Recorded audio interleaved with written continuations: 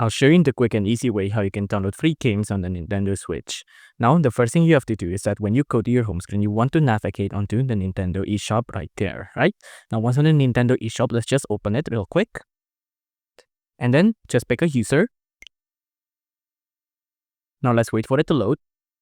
Now, once everything is loaded in, you can see this is what will look like. Now, the thing we want to focus on is you want to go to the search or browse option up here, right? And then on the search or browse option up here, you want to go to price range right there. Tap on that. On the price range section here, you can see there's a couple of games on different price ranges, like 50 to 30 to 10 to 29. Now, you want to scroll all the way down, and you can see there is free games right there. Now, you can see it might look like there's only 4 things there, but you can see if we click on a few more here, let's just tap on that. You can see there's a plenty of free games right here, like Rec Room, Super Kirby Slash, Stumble Guys, Belaya, Just Dance, Crunchyroll, Hulu, Hunter Playground, Pokemon Quest.